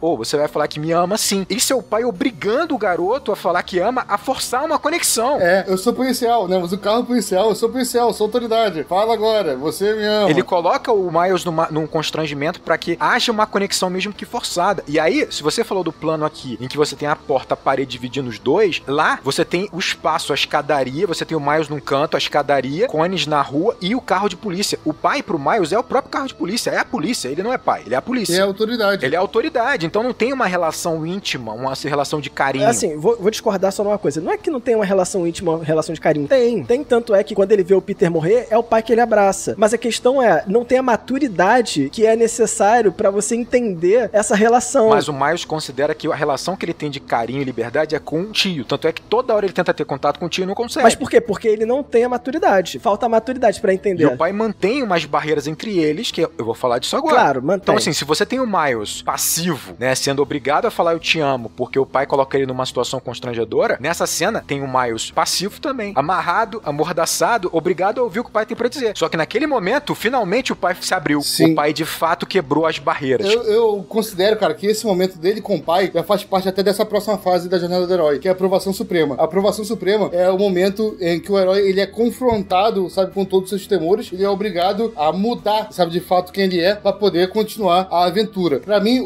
essa cena toda que a gente falou dele com o pai, né, cada um de um lado da porta, ele preso pelos outros Homem-Aranhas, pelas outras versões dele, digamos assim. Pelo Peter, o mentor. Pelo Peter, exatamente. E todos os outros Homem-Aranhas do universo concordando com isso. E amarrar ele, enquanto ele fica preso. E é obrigado a ouvir o pai, sabe? É realmente confrontar, né, ele com todos os seus erros e todas as preocupações que o pai tem a respeito dele, cara. Pra mim, esse é o momento da aprovação suprema, sabe? Que o herói ele é obrigado a confrontar, a palavra-chave é essa, obrigado a confrontar todos os seus temores, sabe? Então, toda essa cena que a gente tá debatendo agora, só pro pessoal se situar, é essa fase 8, aprovação suprema. Tem a transação, mas pra mim a aprovação é quando ele pula do prédio. Isso é o final pra mim. É o final, eu também concordo, pra mim é o final. Já vai chegar na próxima fase lá, calma, a gente vai chegar lá. Mas é isso, Fábio, eu não acho que é simplesmente maturidade do Miles, como eu falei, eu acho que tem a ver com uma relação pai e filho. E aí, eu vou entrar no ponto que eu acho mais importante do filme. Pra mim, o filme fala sobre masculinidade, sobre como, olha isso, como nós usamos fantasias de personagens. Então, o Miles, ele, como todo adolescente, ele tá tentando se entender. Quando você busca se entender, quando você tá nesse processo de amadurecimento, você acaba se buscando identificação. Você acaba buscando exemplos pra você poder... Você quer fazer parte de um clube. Não digo nem só isso. Você, muitas vezes, você pega figuras de autoridade autoridade, figuras de paternidade, e você tenta se espelhar completamente. É um caminho que você toma naturalmente para que você progrida. É natural. Só que aí você pensa comigo, o Miles, ele tá nesse processo claramente. E naquele momento ele acha que ele tem essa conexão com a arte, com a rebeldia, com a criatividade, e ele tem a primeira figura dele paterna é o próprio pai. E o pai, ele usa um uniforme de policial. O que é esse uniforme? É o pai durão, é o pai que sabe o que é certo, é o pai que já sofreu e tá tentando colocar o filho, mesmo que de forma obrigatória, no caminho certo, no caminho correto. É o pai que, por ser tão duro e tão fechado, porque ele é policial também, ele é o cara durão, é o cara que aguenta porrada, o cara que aguenta pancada, ele acaba não se abrindo a ter essa conexão com o filho. O Miles, ele implora pra que essas figuras de paternidade, essas figuras de autoridade e masculinidade se abrem e mostre que eles também sofrem. O Miles, a grande loucura do Miles é que ele olha pra esses caras e fala, cara, eu tô ferrado porque eu sofro, eu tenho medo, eu tenho insegurança e esses caras não têm. O meu pai é um policial, durão, sabe? Caralho, perfeccionista, determinado. Ninguém erra, só eu que erro. Ninguém erra. Aí ele vai pra outra figura dele. Qual é a outra figura? O tio. Qual é a relação de cara que tem ele e o tio? O tio ensinando ele a ser galanteador. O que é isso? É mais uma figura de masculinidade que nós temos no mundo hoje. Ele é o cara safo, cheio de jogo de cintura, mas é um cara, aí tu pensa, é um cara que quebrou o sistema, é um cara audacioso, determinado, é um cara que, pô, mata, é um cara criminoso, ele tá acima. Se um é o herói da lei, ele é fora da lei. É o herói da subversão. Então, o Miles, tanto é que o Miles fica tentando, não, eu sei o que significa essa mão no ombro aí, mas se você puder me dizer, de boa, me fala aí. Ele não mostra fraqueza pro tio nem pro pai o tempo inteiro, porque os dois são totens de masculinidade, cada um da sua forma, cada um sendo antagonista do outro. Tem uma conversa muito interessante que o tio fala, teu pai também grafitava comigo e tal, e fala, como assim? Perfeito. Como assim? Grafitava Perfeito. contigo? Ele também tinha essa rebeldia? Ele tinha. Ou seja, o pai pegou o que ele era, amassou, enfiou lá dentro e se transformou no policial durão, no pai durão. Se transformou num personagem pro filho. Num personagem. Olha a fantasia aí, olha o uniforme. Uhum. O irmão que entrou na criminalidade, ele teve que pegar também o que ele achava que era certo, a relação com o irmão, a relação com o lado social da coisa correto, jogou lá dentro e falou, beleza, eu sou o gatuno, nisso eu sou bom, eu sou o melhor funcionário do rei do crime. São fantasias, são uniformes. É a forma de você se encontrar com o ser humano, né? Essas fantasias. É, e tipo assim, e nisso o Miles vai se perdendo, ele não tem conexão com ninguém, ninguém fala, ninguém sente como ele sente. Aí você tem o Peter Parker. O Peter Parker tá em depressão, ferrado porque terminou com a Mary Jane, que perdeu a tia. É muito bom esse Peter Parker. É muito Muito bom, e ele tá dizendo assim, não, eu lidei bem com a parada, tô de boa aqui, tô na moral. E o filme mostra como ele tá de fato. Quando ele é levado pra outra dimensão, cara, o último reflexo dele é tentar levar a pizza, tá ligado? Ele não consegue, cara. A pizza. Tentar levar pizza. Isso é muito bom. Esse Peter Parker, ele vem antes ou depois do Thor gordo? Antes, né? Antes. É sensacional, Pra cara. mim, o filme debate exatamente isso. É um garoto, é um adolescente, que tem todo um aprendizado, um caminho pra se tornar adulto, e que no mundo que nós vivemos, em que todos, principalmente os homens, o filme fala muito sobre os homens, que tem as suas máscaras, seus uniformes de durão, sabe, que esconde o que sente, esconde seus medos, seus anseios, seus desejos, sabe, a criança acaba tendo que, ou ele se espelha, se identifica e acaba se transformando em alguém que ele não é, porque é o único caminho que ele E vê. aí, Rodrigo, eu acho interessante porque o filme consegue traçar essas jornadas de forma muito delicada, sabe? Com poucas cenas, mas ele traça jornadas pra todos esses personagens que você tá citando, sabe? Seja o pai, essa cena dele na frente da porta é justamente uma parte da jornada do pai, onde ele vai mudar com o filho. O tio, quando toma um tiro e percebe por que tomou o tiro, né? E ele fala pro Miles, você é o melhor de nós. Você é o melhor de nós. Por quê? Porque ele ainda sente, como ele ainda é um jovem, ele ainda se permite sentir, se permite errar, se permite ser quem ele é. Exatamente. Pra mim, a beleza desse filme é, ele só vai poder usar o uniforme de Homem-Aranha quando ele usar o único uniforme que ele tem que usar, que é o de Miles. Quando ele entende que é o único uniforme que ele tem que usar é o de Miles, ele vai poder usar o uniforme do Homem-Aranha. E ele vai ser o Homem-Aranha Miles. E aí o renascimento do herói, né? Isso fala demais comigo, cara, porque quando o Miles percebe que os ídolos dele, os heróis dele, o pai e o tio, são pessoas falhas, assim como ele é aí que ele ganha a força dele, né? Não é aquele estímulo de, cara, tu é o melhor de nós, vai lá, seja forte e tal. É justamente reconhecer a humanidade nos dois, Não, né? e não só isso, tipo assim, eles não são necessariamente o caminho, não é? Você não tem que se espelhar Sim, nele, sim, você tem sim. que entender o seu caminho. Só que pra isso, se o Miles tivesse figuras de masculinidade, ou paterna, ou de autoridade, que abrisse e deixasse se conectar, e dividisse a dor, o medo com o Miles, ele não teria esse processo tão sofrido. Claro. E é o que acontece hoje em dia. Cara, eu acho impressionante como é que esse filme consegue ser delicado pra falar disso tudo, sabe? Porque essa preparação toda pra essa cena, pra mim, cara, o filme tem uma cena que me destrói, que é a cena do renascimento do herói, que o Gabriel quer falar agora, né? Que é dele justamente se tornando o novo Homem-Aranha, Dando né? salto. Exato. Então, só pra gente não se perder, porque a gente tá pulando algumas fases da jornada, sabe? Mas perfeito. A gente não tá seguindo o fluxo da jornada, tá seguindo o fluxo da emoção aqui, nossa, contando a história. Mas só pra pontuar a galera, a fase 9 é a recompensa, é quando após ele passar por esse momento de conflito, É durante o salto, cara. Isso é mais legal. É, a recompensa durante o salto. Ele ganha uma arma mágica, sabe? Ele ganha algo que vai ser útil pra ele em sua jornada. Nesse momento, inclusive, que ele tá no quarto amarrado, ele ganha controle sobre os poderes dele. Ele consegue dar o choque quando ele quer, sabe? Ele começa a conseguir controlar os poderes dele. Ele ganha a maior recompensa de todas, cara. Ele ganha ele ser o Miles. E ponto final, cara. A maior recompensa de todas. Exato. E é tudo isso, a recompensa é tudo isso. É essa arma mágica, né, da jornada do herói, que é o controle sobre os poderes dele, e é essa confiança. Talvez ele encontre pela primeira vez na história que a gente tá vendo, sabe? Ele conseguir se identificar, se encontrar, ele conseguir subir no prédio, ver um espelho e dar esse salto de fé de cabeça pra baixo, tá ligado? No maior prédio, agora é no maior Do prédio. maior prédio que ele encontrou, tá ligado? Espelhado, conseguir cair, se olhando, caindo, ter a confiança de saber que ele tem competência pra fazer isso dar certo. Então isso é a recompensa dele. A cena coloca, na verdade, como se ele estivesse subindo, né? Sim, é lindo, é lindo. Isso é foda, exatamente. Nossa, Porque você vê ao contrário, né? Você vê a cidade cabeça pra baixo. A câmera vira ao contrário, né? Pra quem não recorda, a câmera vira ao contrário e a queda dele vira a subida dele, como se estivesse pulando pra cima. Cara, é lindo em significado. Exatamente. Porque, ainda que seja um significado óbvio, ele tá saltando, é um salto de fé. No filme, com todo esse contexto que a gente tá falando, e tem todo esse impacto, fica lindo emocionalmente e lindo esteticamente. É lindo esteticamente, cara. É um wallpaper maravilhoso. Daniel não tá aqui agora, mas eu quero esse wallpaper agora. É o fundo de tela do meu computador. O Daniel falaria isso.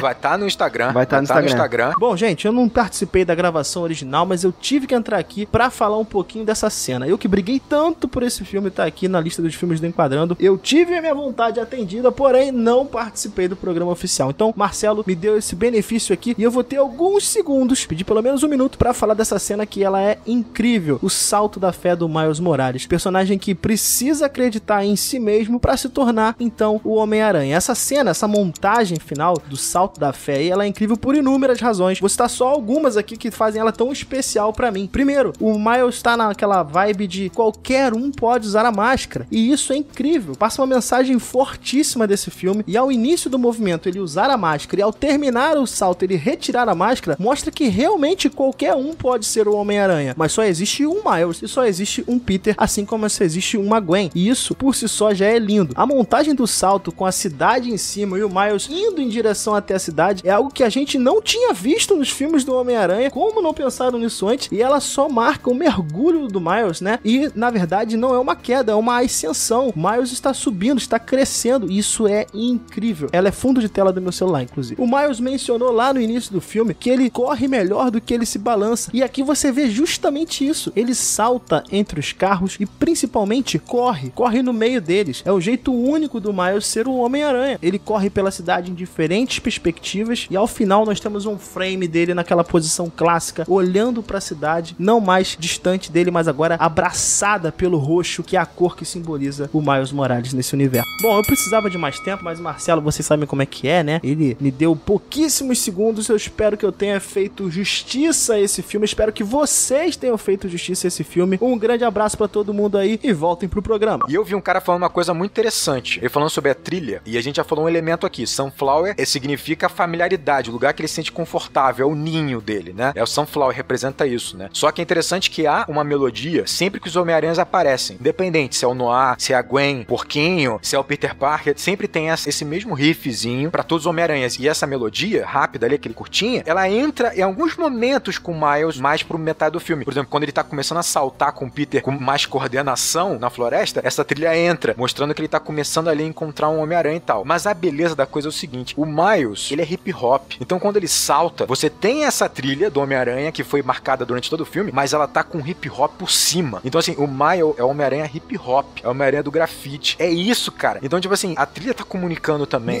Nesse momento, inclusive, ele grafita a roupa dele. Grafita a roupa dele.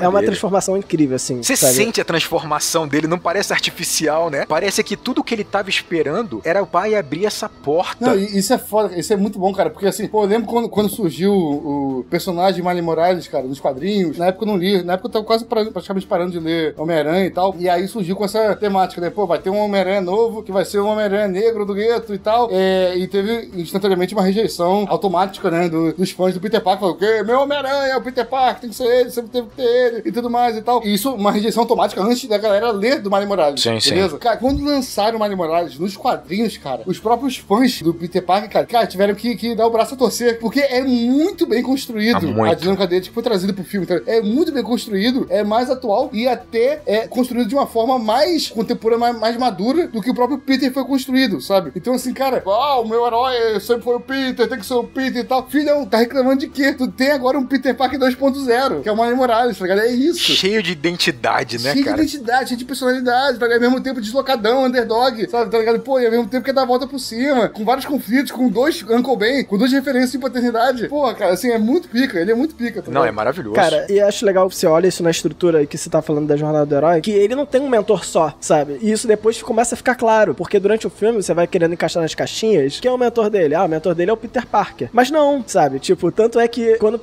a menina pergunta pra ele, né? Quer dizer, não sei quem é que fala, acho que é a menina que fala. Quem ensinou isso pra ele, né? Não foi, certamente não foi você, né? O Miles faz alguma coisa muito foda, daí o Peter, que orgulho, nós ensinamos muito bem ele. Aí a Gwen fala, eu não ensinei nada, daí o Peter, eu também não.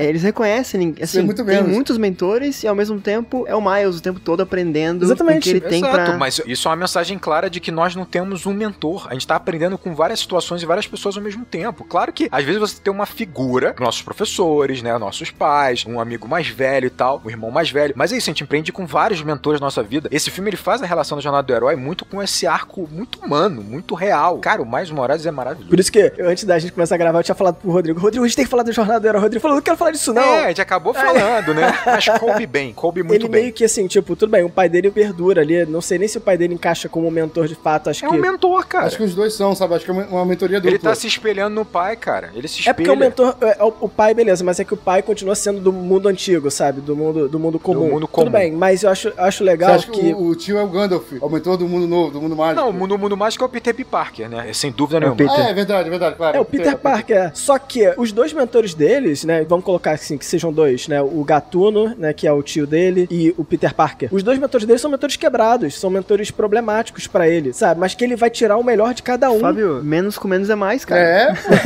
Ele vai tirar o melhor de cada um. Ainda vai reverter a situação deles, né, cara? Tipo, ele salva o Peter. E ele vai impactar diretamente, né, na jornada deles, assim. Isso me emociona demais, assim. O fato dele retornar o Peter Parker pro mundo dele, sabe? Tipo, ele devolver a mesma lição, né, pro mentor. Isso mostra o quanto esse mentor, ele na verdade não era um mentor, ele era uma sombra, ele era um espelho do que ele tava se tornando, sabe? E agora ele vai mudar isso na vida do mentor. E reforça a ideia de que tudo é uma troca, não é unilateral, cara. A gente que acha que é unilateral, não é uma troca. E isso nesse filme me quebra, assim. Como diria agora o saudoso Daniel, professor nosso, que faz falta muito nesse momento. Saudades. Quando você é professor, quando você ensina, né, você aprende também. É uma troca essa parada, tá ligado? De mentor. Até porque quando você ensina, você também aprende. Todo mundo sabe disso. E eu vou te falar, isso me quebra, porque isso artisticamente, quando eu vi isso no filme, cara, não é uma cena, não é isso que vai fazer chorar necessariamente uma cena de morte, alguma coisa, não é um Gatuno morrer ali na frente dele. Mas artisticamente, quando você vê que, cara... O Gatuno entender, aprender com o sobrinho e morrer logo em seguida. Isso é pesado. É isso, e o próprio Peter, sabe, ter a vida impactada em você, na verdade, quando olha pro todo, na verdade, cara, esses aí eram os mentores e, na verdade, os mentores aprenderam com ele. Isso é incrível. Cara, é todo mundo, cara. É todo mundo. É o Peter voltando pra tentar de novo com a Mary Jane. É a Gwen querendo ter amigos de novo, que ela não queria ter amigos de ninguém, ela quer voltar a ter amigos, né? É todo mundo, cara, todo mundo. Exatamente. Não, e no mundo comum também, em que fica clara a mensagem que é o seguinte, o pai e o tio têm uma função, claro, tem uma função de cuidar, de ensinar, mas enquanto acharem que é só uma relação unilateral, você não vai criar conexões com seu filho, com seu sobrinho, com seu irmão mais novo, e não vai trocar. Porque ali, se eles estivessem abertos à troca, a entender que o Miles tem muito a oferecer pra essa relação também, muito a ensinar, mesmo que ele seja só um garoto, você com certeza resolveria muitos problemas dessas relações, cara, né? incrível. Não, é incrível. É incrível. Esse filme me pegou legal, assim, de uma forma que eu não esperava. É lindo demais, cara. E ele não é apelativo, sabe? Porque eu pensei, cara, o Gatuno, quando eu vi lá que o Rei do Crime dá um tiro no cara, aliás, adoro o Rei do Crime. O Rei do Crime, ele é aquele monstro e saca uma arminha, sabe? Eu adoro o Rei do Crime. Toda a mídia, o Rei do Crime é ótimo. Eu nunca vi um Rei do Crime ruim. E aí, cara, quando o Gatuno vai morrer, eu pensei, pronto, agora vem um melodrama, né? Vai vir um negócio pesado. Não, isso passa quase desapercebido porque não dá tempo, sabe? Você não vai ter nem tempo de assimilar isso, tá bom? Não tem, ele não enfia o pé no melodrama de forma nenhuma. Muito diferente do que, se a gente for comparar com o que o último Homem-Aranha tenta fazer, sabe? O último Homem-Aranha, ele tenta o melodrama, o máximo, assim. Mas eu gosto desse melodrama aí. Não, tudo bem. Escolhas. Eu acho que é justo, são escolhas. Mas isso, por exemplo, sabe, tipo, é muito forçado pra mim no Homem-Aranha novo. E esse filme, sabe, na verdade, eu acho até que ele passa muito rápido, mas talvez seja até uma forma de ser carinhoso com o público que tá assistindo, porque se você pega um pouco mais forte, o filme é tão profundo, sabe? Mesmo sendo uma animação, mesmo sendo essa comédia com drama, mas ele é tão profundo em alguns momentos, que se ele pegasse um pouquinho mais pesado, ia acabar comigo, sabe? Eu falei, caraca. Ele tá aqui gravando mais o Fábio. Nossa. Eu vejo o Aranha Aranha-Verso como se fosse uma receita em que todos os ingredientes estão absolutamente equilibrados. Absolutamente equilibrados. Como a gente falou, drama e humor, mas também a trilha como é usada, a estética como é usada. Sim, cara, como a gente falou, é a Fórmula Marvel em sua perfeição, se fosse aplicado. Em sua perfeição. Pô, cara, o Rei do Crime, ele não é desenvolvido pra você ter peninha dele, mas ele tem substância. Tipo assim, visualmente é muito maneiro e tipo assim, o objetivo dele é um objetivo questionável, mas você entende e ele demonstra o sentimentalismo dele, a emoção dele com raiva. Isso é irado. Cara, né? eu tive um problema com ele, cara, que foi justamente o plano dele. Porque, por exemplo, todos os heróis vêm pra esse mundo e eles não podem permanecer ali porque eles morreriam, né? E ele, na verdade, o Rei do Crime quer trazer a família dele pra esse mundo. Então isso não daria certo, né? A gente sabe que, enfim, só que isso mostra o quão quebrado ele tá no final. Mostra o quão desesperado ele tá, é justamente. Então, tipo, o que era um problema de início pra mim, no final eu, caraca, esse cara tá no desespero, nível... Exato, Quando desesperado ele tá. Ele vai ficar trazendo a família dele de outros planos o quanto for. Em looping, se não der certo, ele faz de novo. Enquanto der, é isso aí. E é isso. E vão sofrer, vão morrer, dá nada, tão comigo. O quanto der. Cara, é incrível. Pô, tu pega o Gatuno. Pra mim, visualmente ele é estupendo. Eu adoro o Gatuno. Eu acho aquela trilha que tá junto dele muito maneira. Quando entra aquele chiado, aquele barulho, funciona perfeitamente bem. E é o Tio, é um ótimo personagem. Então, esteticamente funciona como desenvolvimento. Os amigos, cara, o Homem-Aranha Noir, cara, ele lança do cubo mágico. É tipo assim, Ele é Aquilo é muito bom. demais. lança do cubo Mas- mágico é maravilhoso. E o Nicolas Cage tá se divertindo. Com certeza. Tu sente isso, assim, tipo assim. Cara, é isso. Eu acho que até a cena final de ação, que é gigantesca e tem, nossa, tem estímulo pra caramba, tem coisa pra cacete. Tem estímulo Você pra consegue caramba. entender. Porque é tipo assim, ó, é um mundo entrando no outro, é uma confusão de cor, de brilho, de rachura. E tu consegue decifrar o que tá acontecendo, Não, sabe? estaticamente, cara, fica tudo muito claro, assim, eu não tenho dúvida quando É assisto, lindo, cara. sabe, você percebe tudo, você É entende. caótico, mas é compreensível, É né? incrível, realmente, assim, me surpreendeu demais. Eu acho um filme artisticamente lindo e, assim, mesmo quando você olha pra essa metalinguagem e tal, porra, é incrível. Substância, Muita né? substância, muito profundo. Porra, cara, que isso, sabe? Um soco, assim, esse filme. Caraca, realmente não esperava, não.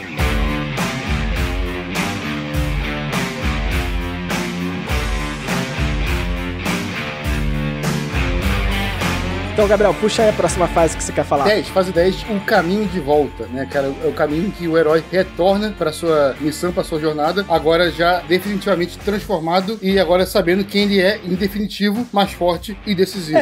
Esse pedaço aí do final da jornada do herói, eu acho que nesse filme não é tão... Não, eu acho que é quando ele vai pro reator e ele simplesmente resolve a situação. Exato, assim, é todo esse momento dele saindo, dando salto, sabe, já com seus poderes, caminhando de volta pra fase final. Durante o salto, ele tem a recompensa. Ele se sente gigante, né? Ele se sente completo. Na verdade, a recompensa é quando ele consegue ter acesso à arma mágica, ao poder mágico. A recompensa pra mim vem quando ele consegue controlar o poder dele no quarto. E o caminho de volta é ele usando esse poder já confiante. O salto em si, o salto bonito. É que eu acho que também a recompensa tem a ver com o salto. Eu acho que tem a ver com o salto também. Exatamente. O salto bonito de wallpaper tá ali na fase 10, caminho de volta. É uma recompensa interna, né? Na verdade, quando ele se aceita, né? É o renascimento do herói. Calma, renascimento não, segura. Não, tudo bem, porque você quer falar da ressurreição, mas ali ele renasce como o herói. Nesse momento do salto é quando ele renasce como herói. Esse que é o ponto, sabe?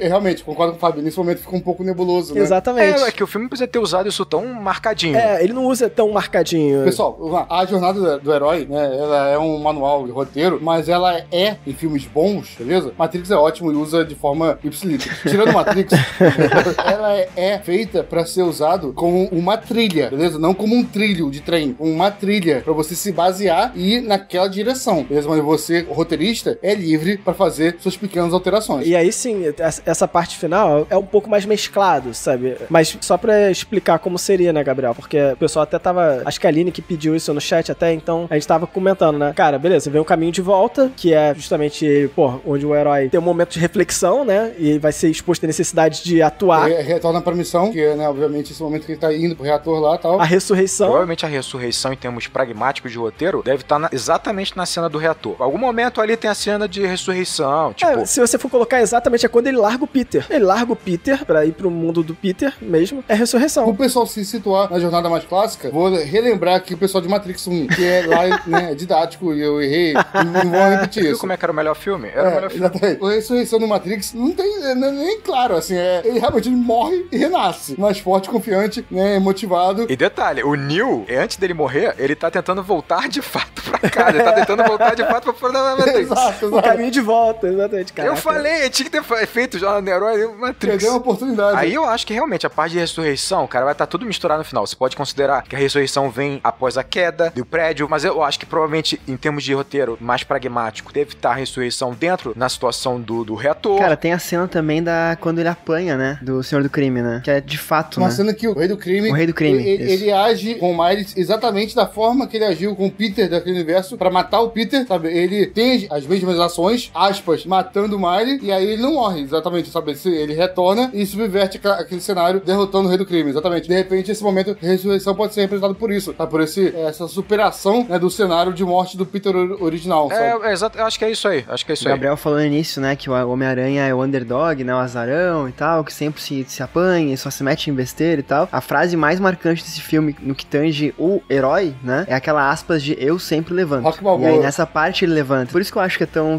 de fato, a ressurreição dele ali, Exato, né? aqui, ó. Então a brincadeira engraçada que, enfim, acho que tem involuntário, cara, quando ele manda o Peter, né, pro mundo dele, que ele brinca, cara, eu acho que é involuntário, eu peguei isso agora nesse contexto que a gente tá atual, né, com o Tom Holland e tal, que tem os filmes, né, que é o De Volta Pra Casa, o Longe de Casa, como é que é o último? Sem volta pra casa. Sem volta pra casa. E daí ele fala pro Peter, você tem que voltar pra casa. Quando ele solta o Peter, assim. E, cara, eu fiquei pensando, putz, não tem como saber, né? Tem a ver, tem que ver quando o primeiro foi lançado, né? Isso, não sei os anos, né? Mas eu pensei, putz, cara, tudo pra casa, tudo pra casa. Tudo pra né? casa, é uma cena legal. brincadeirinha. É legal ver o Peter tão inseguro, né? Sim, tão claro. inseguro, E é né? legal, afinal da transformação no mentor dele, né? Que, porra, usa o mesmo ensinamento, né? Tipo, você não vai saber se você tá pronto ou não. É um salto de fé. Salto de fé. Porra, e é incrível, porra. Ele fala, incrível. Peter, você tem que voltar pra casa. Exatamente. Por favor, vá pra franquia Marvel, Peter. Volte pra casa. Muito bom. E realmente, pensando agora na cena, a ressurreição com certeza é a cena com o Rei do Crime, que ele passa pelo mesmo momento traumático em que ele viu o Homem-Aranha morrendo. Sim, Peter Parker morrendo. Faz sentido. E nós temos o último ato. Qual é, Gabriel? O retorno com Elixir, né? Que é exatamente o herói. Ele passou por todo esse processo de transformação. Agora ele é totalmente diferente de quando ele iniciou a jornada. Ele retorna pro seu mundo original, pro seu cenário original, modificado, mais forte, mais confiante, com o Elixir, que vai ajudar aquele mundo original, onde ele vivia anteriormente. Nova York como um todo. E aí né? você pergunta, qual é o lugar? É o Brooklyn só? Não é só o Brooklyn. É Nova York como um todo. Toda Nova York. E aí você vê que o pai falou lá atrás, é a verdade. Ele falou, você não é só do Brooklyn, a gente não é só essa, a gente são todos. Você não é herói do Brooklyn, você é herói de Nova York. Tô te criando pra isso. E agora ele é. E quando ele percebe isso, o que ele faz? Ele cola um adesivo na cara de uma estátua lá na altura, onde ninguém sabe. altura. Colossal lá no altão, que o pai não vai alcançar. Exatamente. Se pontua como um herói de tudo, inalcançável pros outros. E tô aqui, filhão. Como diria Cristiano Ronaldo, eu estou aqui. Parafraseando. Além disso, tem uma rima visual, né? De tipo, quando ele encontra o pai, ele abraça o pai novamente, né? Isso é muito... Cara, tu lembrou uma parada que... E realmente, essa cena é linda, porque, tipo assim, ele abraça o pai de novo, se agarra, vestido de Homem-Aranha. Vestido de E aí você Homem-Aranha. vê claramente, ele não é o Homem-Aranha, ele é o Miles esse ponto. Independente se ele tá usando a roupa ou não, ele é o Miles. Ele é mais que o pai policial tava pedindo um abraço com megafone de polícia no início do filme. E agora ele, como Homem-Aranha, abraça naturalmente. E o pai tá tão deslocado ali que ele não percebe que é o filho, porque ele não é abraçado normalmente. Então ele só acha estranho aquele ato e não entende que é o filho ali, né? Pelo menos eu entendi assim. Ele só acha estranho. Ele tinha abraçado até o pai antes, né? Quando ele tava numa cena de terror, né? Tipo, que ele tinha visto o Peter Parker morrer. Eu acho que o pai vai entendendo que é o Miles. Eu acho que ele vai entendendo. Ele toma um susto e vai compreendendo. Mas assim. é tão incrível, assim, o abraço, sabe? Aí depois ele sai, né? E, tipo, começa a tratar com uma certa formalidade. É tão incrível, porque faz essa rima visual com essa cena anterior, mas o sentimento é totalmente diferente. Porque antes ele tem o sentimento de dor, de perda, né? Pelo Peter Parker, quase Ele quer amparo, só isso. Ele quer um amparo. Aqui não, né? Aqui é quase que um agradecimento por tudo, sabe? É o entendimento do pai como mentor, do pai como amigo, de companheiro, sem dúvida. Tem uma parada interessante seguinte, nosso grupo teve uma discussão de que o Stan Lee tinha um dos pontos que ele achava muito interessante do Homem-Aranha, a criação dele também, é que o Homem-Aranha, como ele é todo uniformizado, né, você não vê o Homem-Aranha, ele pode ser qualquer um. E o filme bate nessa tecla, né? Ele fala que você pode ser o Homem-Aranha, depende das suas atitudes, né? Não tem a ver com ter uma fantasia ou ter poder ou não, né? Tem a ver com a sua postura em relação à sociedade. Eu acho muito interessante porque isso trouxe uma linha debatida no filme muito específica, porque se você pensar a série do Falcão e do Soldado Invernal, um dos pontos mais importantes da série era o fato de que o Falcão entendia que ser o primeiro Capitão América negro é um fardo muito complicado, no sentido de que não só um fardo, né, por tudo que ele vai sofrer de preconceito, mas por toda a história dos negros nos Estados Unidos. Então é presente o fato, porque no Capitão América você aparece a pele, né, de quem tá vestindo aquele uniforme. Aqui no Homem-Aranha não. Então Então, a jornada do Miles é realmente interna, não é externa. Não é ele enfrentando esse preconceito, não é ele enfrentando essas resistências, né? É com ele, é só com ele, porque depois que ele coloca o uniforme do Homem-Aranha, ele é Homem-Aranha. O uniforme do Homem-Aranha é completamente fechado. Isso é muito interessante. Posso vir com uma informação, já que o Daniel não tá aqui? Por favor. Vá lá. Vocês repararam que tem várias vezes a aparição do número 42 no filme, na animação? Sim, 42. Caraca, eu nem reparei isso Tem não. bastante, não sei. Na Aranha aparece. Pra mim era o número sagrado lá, o número do livro, do Guia do Mochileiro. É. Douglas Adams. Tem uma cena quando ele cai do prédio, cai um 4 de um lado, um 2 do outro. Enfim, tem várias aparições. Várias, 42 direto. É uma menção, cara. Eles explicaram isso num tweet uma vez. Eu não sei quando que foi aqui, mas enfim. A referência ao número 42 no Aranha Verso é em homenagem a Jack Robinson, o primeiro atleta afro-americano a jogar na Major League Baseball, cujo uniforme era o número 42. Esse cara, ele foi o primeiro esportista negro nessa liga de jogar beisebol, né? A MLB. Número 42. E o número dele foi aposentado depois. Então ninguém hoje joga com esse número porque de fato ele passou por muita coisa. Maneiro. E tem até um filme desse cara que quem fez foi o Pantera Negra, Chadwick Boseman. Então fica a informação aí porque eles quiseram colocar esse número porque esse número representa muita coisa pros negros, né? Nos Estados Unidos especificamente. É um subtexto, né? Uma entrelinha, enfim, easter egg. Pode crer, muito legal. Mas sim, é uma jornada interna, né? E eu acho legal que meio que o filme mostra isso quando ele desenha. Ele faz aquele grafite de pichação dele em branco, com contorno vazio, né? Isso, sem expectativas, né? Exatamente. Ele não tá definido ainda, né? Então é uma jornada interna. A temática principal do filme é de que qualquer um pode ser um herói. Qualquer um pode se tornar um herói se receber, de repente, uma oportunidade adequada pra isso. Isso é a moral do filme. Todos podem ser Homem-Aranha. Pra isso, e aí entra pra mim essa segunda camada do filme, cara, qualquer um pode ser de repente, um Homem-Aranha tão bom quanto o Peter Parker ou melhor. Isso tem a ver com o quê? É com os seus valores, com a pessoa que você é, mas também com um pouquinho de sorte. Um pouquinho de sorte de ser picado pela aranha. Existe o fator mérito e existe o fator sorte. Se você conseguir juntar os dois, qualquer um pode ter esse, aspas, mérito de se tornar um herói. Se tornar destacável, né? O herói ainda tem a jornada, né? Ou ter o caminho livre pra fazer isso, se você assim o desejar. Eu tenho uma questão aqui. Vocês acham que o fato de que não há um relacionamento amoroso entre a Gwen e ele, porque você poderia colocar a Gwen mais nova, simples assim. Mesmo ela mais velha podia ter relacionamento, podia ter um relacionamento amoroso, mas você podia colocar na mesma faixa. É o medo de um relacionamento em que você tem um negro e uma branca, ou não? É realmente priorizar a questão de amizade ali, pra você não misturar mais uma camada em toda a jornada do Miles. Eu voto no segundo caso, cara. Eu também acho que sim. Não precisava. Pra mim, na verdade, só usaram uma personagem da mitologia Homem-Aranha, tá ligado? Pra ter, em um universo, óbvio, em um universo tem um Homem-Aranha negro, em um universo tem um Homem-Aranha mulher, sabe? É isso, ponto. Quem seria o Homem-Aranha mulher? Sim, mas em todo o filme do Homem-Aranha, ou ele tem um relacionamento amoroso com a Mary Jane, ou tem com a Gwen. Então, tipo assim, esse é o único filme do Homem-Aranha que ele não tem um relacionamento amoroso. Mas aí eu lembro a primeira cena dele indo pra escola ainda, que ele passa pra uma menina, e a menina fala, saudades tuas. Ele, opa, sabe? Então, de repente... Mas a menina negra. Sim, mas ele não é o Peter, né? Ele não é o Peter pra ter um relacionamento com a Gwen, sabe? Tipo, não é o Peter. Eu tô tentando construir assim, eu acho que nesse cenário não faria sentido, sabe? Deixa eu colocar na metalinguagem da jornada do herói que a gente tava comentando, porque pra mim a Gwen, ela representa também uma parte mentor dele também, sabe? Tipo, meio que todos aqueles lá ali são. E se você colocasse ele tendo um relacionamento com um personagem que, sabe, tipo, que já é um personagem pronto, sabe? Já é um Homem-Aranha, sabe? Já é um herói, eu acho que isso seria muito confuso pra essa estrutura.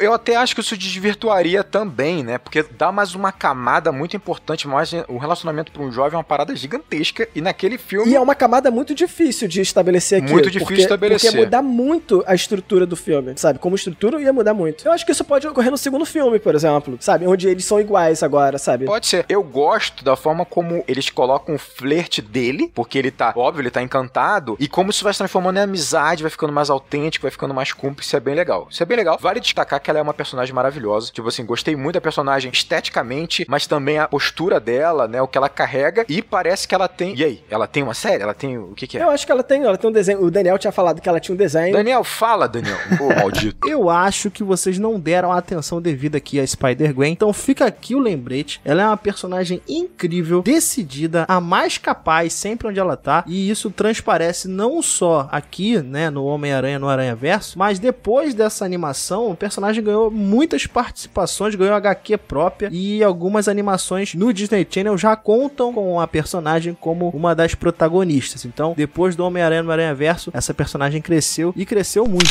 Eu não tenho certeza, mas eu acho que a Gwen vai receber um desenho pra ela, não sei se é uma série, se é um filme, ou se já recebeu, porque ela agradou bastante o público, né, a Gwen? Essa é a parte legal, que quem tá vendo a live pensando que não vai precisar ouvir o podcast, vai ter que ouvir o podcast pra entender o que a gente tá falando. Isso aqui é planejado. Ah, olha lá, a Aline já mandou aqui, dizendo que já falou sobre isso num áudio lá no grupo. Lá E aí, pra você entender, você tem que estar lá no grupo. Então você tem que ver a live, você tem que ouvir o podcast e ir pro grupo. Aí são outras camadas, né? Muitas camadas. Só lembrando que esse filme vai ter uma continuação agora esse ano, né? E aí, de repente, Rodrigo, isso que você tá comentando, de repente pode vir a acontecer agora nesse segundo filme. Eu acho que a Gwen, ela tem um papel de maior destaque até. Eu acho que vai ser uma trilogia, se não me engano. E se você não viu esse filme e tá escutando esse cast até agora, sabe, tipo, eu falo, cara, que vale muito a pena assistir esse filme, porque realmente é incrível, incrível. Parou pra ir lá. Fábio Rangel, o homem que odiou Homem-Aranha 3. Eu não odiei Homem-Aranha.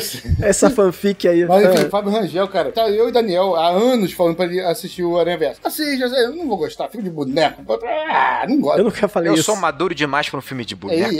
Você reassistir Hereditário. Midsommar, ele prefere Midsommar. Enfim, Fábio Rangel assistiu hoje o Aranha Verso, chorou e está agora recomendando pra você, ouvinte, assistir o filme também. Fábio, não eu nem Daniel, Fábio Rangel está recomendando pra você ver o filme. Então leve essa recomendação a sério. Exatamente. Levem isso em consideração, eu acho E também. Marcelo também, que nunca recomendou nada. Marcelo adorou. Muito bom.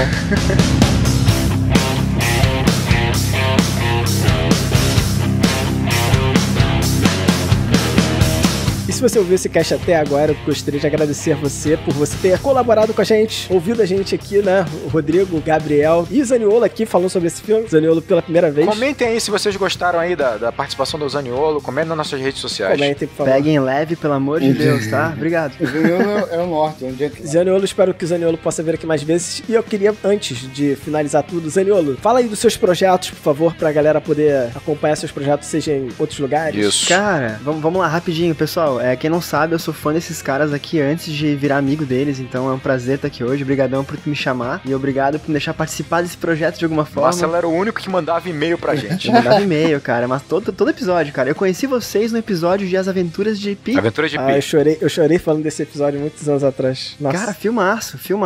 Foi esse episódio, cara. Então, pô, é um prazer estar aqui, brigadão. Assim, quem tá ouvindo hoje, gente, esse episódio não existe, não está disponível hoje, porque isso são tempos antigos nossos, ok? Talvez venha a estar, tá? Eu ainda tô tentando convencê-los de que a gente deveria resgatar os programas antigos. Eu acho. Só pra quem é membro, a gente faz uma ediçãozinha, porque a gente falava muita besteira. Vamos tirar umas paradas meio... Evoluímos. E aí a gente, pra quem é membro, eu defendo isso, os programas antigos lá. Cara, a gente tem 65 programas ou mais, uma coisa assim. Eu acho, cara, acho que vale muito a Mas pena. fala aí, Zaniolo. Jabás rapidinhos. Fala dos seus projetos. Pra quem não sabe, eu edito podcast, então quer trocar ideia de podcast, quer dica, quer opinião, quer sugestão, enfim, tô disponível aí. Tô oferecendo trabalho também, né? Pô, eu acho Também edição, quem precisar dá um toque. Sou autor, então quem quiser conhecer meus trabalhos literários, meu site, marcelozaniolo.com.br. Que moral, né? O cara tem site. Marcelo escreve. E cara, eu falo pouco, né? Aqui eu tô meio assim, ainda me aclimatando com esses caras aqui. Mas eu sou podcaster também, tô começando um projeto novo agora sobre o metaverso, né? Um podcast chamado Metaverbo, um trocadilho incrível. Boa, hein, cara? Eu achei o nome fantástico, cara. Eu achei o nome fantástico. Tem coisa nova vindo aí, não tá lançado ainda, eu acho que quando sair esse episódio ainda não vai estar pronto, mas em breve. Então, quem quiser me seguir em rede social aí, mais do que bem-vindo. E como é que tá o Clips?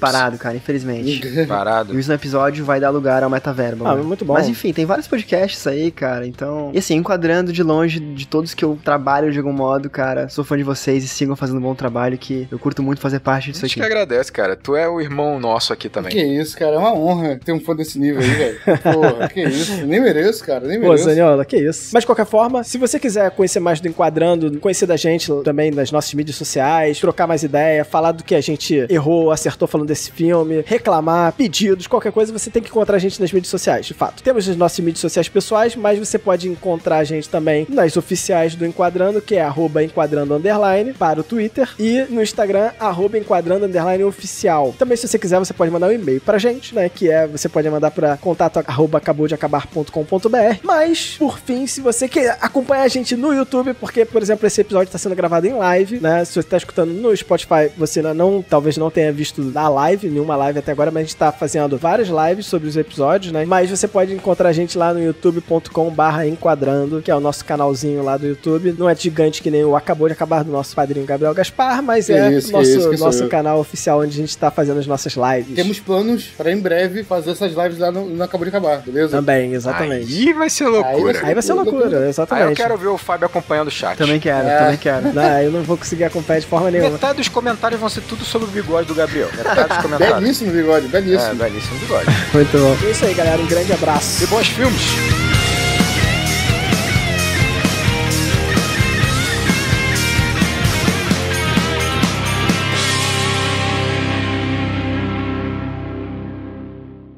Eu sou o Fábio Rangel. Eu sou Mar... Começou a cair. Vamos de novo, Fábio. Tem o fluxo. Ficou confuso, né? Pode continuar daí. Eu sou Rodrigo Carvalho. Então vamos lá, a gente tá falando do filme já, falando da animação. Tô sentindo falta da sinopse, né? Tipo assim. Total razão, Rodrigo. Peraí. Ainda não apoia essa aqui. O Zaniolo vai fazer, o Zaniolo cuida Mas, disso. Fábio, rapidinho. É isso aí, Zaniolo. Ajusta isso na edição. Tudo bem, tô aqui, tô atento. Zaniolo, tá vendo ao vivo? É assim que acontece, Zaniolo. O caos, a tragédia. É o caos. Também faz parte desse mergulho aí, dessa aventura dele na jornada da baleia. Jornada da Baleia. E também faz parte. Caralho, olha só esse Fábio Scratch lá do Zaniolo. Com certeza, aquele desgraçado vai pôr isso aqui. É muito mais legal ao vivo, cara.